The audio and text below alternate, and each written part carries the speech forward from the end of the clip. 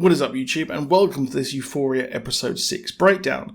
Cassie would need a better defense than Joe Burrow, as she has screwed over Maddie, who is a psycho on the other end of the spectrum, and would like to murder her, as she said. However, she has been out-baddied this episode. We open with the fallout from last week as Rue goes through withdrawal, and her mother is helping her, and we learn how she grew up in the church, and forgiveness is discussed as well. She seems ready to go to rehab, but we have that whole thing, the briefcase, the money, everything she needs to raise. But she makes things right with Lee, and while she said what she said to her mum and Lee, she wonders if she meant it as well. She thought it, and she said it. But she ruminates on the idea that reducing someone's life to a moment is a very interesting one and a bit harsh. Still, he comes over as he is her sponsor. We then move to Maddie, who is talking to Kat, who is being a proper yes man to her, and she is determined to get revenge, and now she can get proper revenge on him. But while she knows all about the disc and things like that, the end of the episode was a bit of a letdown. The war between Kat and Cassie we were expecting, we never actually got, which was a bit of a shame. But this is Euphoria, so you never know what to expect. But Kat has been determined to dump her boyfriend as she feels nothing for him. He's a nice guy, and, well, she wants the toxic, chaotic relationship that seemingly everyone else in the show has, despite Maddie saying that you don't want that. She treats him like dirt, as during the conversation with Maddie, she transforms pretty much into her, fakes a brain disease as an excuse to dump him, and is horrible to him. But he has the balls to, go, no, you. And they split up. She's turned into just the worst person imaginable. But then also cut to poor Lexi, who's caught up in the middle of her sister's chaotic life. And she seeks solace in Fezco. And while they are stupidly different, he seems very interested in her life and truly listens to her. He may be a drug dealer badass, but he's deep down a better person than Nate, who had a better upbringing and would be seen by society as a better person. But Fez, we stan. We then cut to Cassie as she is having a mega breakdown over what she did or who she did, as her mother takes Maddie's side and seemingly takes everyone else's side over her and isn't interested in hearing that they weren't technically together, but her mother mentions it's the principal. Now, the mother shouldn't be saying that.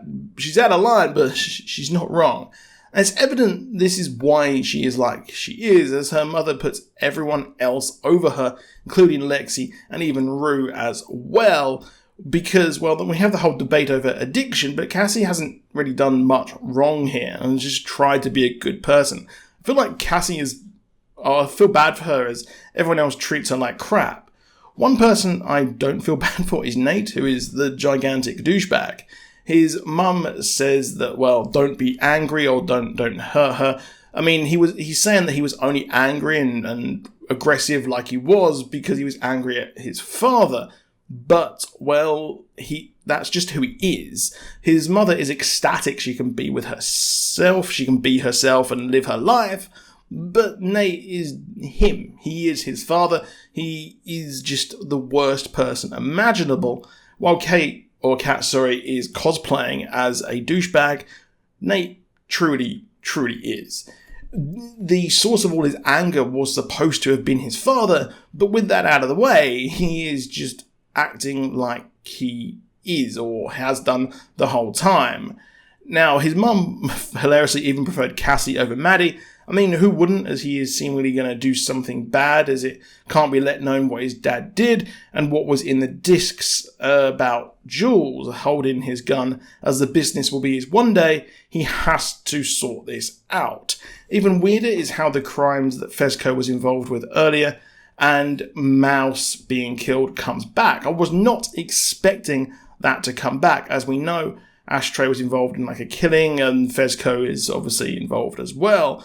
So the guy whose girlfriend has been staying with them or staying with Fez comes back and is cooperating with the police.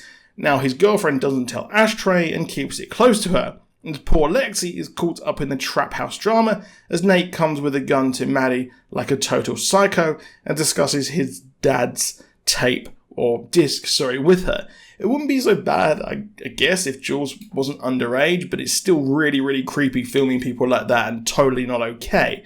But, well, it turns out Maddie did kind of have the disc there. He gets it, and, well, he holds the gun to her, and it wasn't loaded. It was just an intimidation tactic. I wonder if it's because he had to try and out-psycho Maddie, who would do anything because she was loyal and has been betrayed, but he is just absolutely nuts. I mean, this is insane stuff. My high school wasn't like this. I was too busy playing Smash Brothers. Now, he heads to Jules' house, and he wants to make amends and give the tape to her, or disc, so I keep saying tape, and she brings a knife, clearly not trusting him. He tells her about the camera and his dad filming her. She seems concerned that, well, other people might have seen it, but really no one has properly. No one outside of this circle, this sordid circle, has seen it, so that's kind of safe there. So now she can do what she wants with it. She can hold it over him, and I sort of kind of think that he did this so that he can get his dad out of the picture in the business, and he can take it over and just remove his dad fully from his life, as his dad has moved out. That's an interesting one there. And, well, he goes to make amends with her, which they sort of do, and he goes to Cassie, and he knows that he can fully be with her now that Maddie knows what he will do, or is just absolutely crazy, as Rue's mum begs, of course, the whole rehab to take her, as she is a suicide risk, which will probably come into play very soon. But that is it for this video. I hope you enjoyed it. I hope you enjoyed the episode. I had a good time. I had to watch it after the Super Bowl because that was one hell of a game. But I'll see you soon, and goodbye.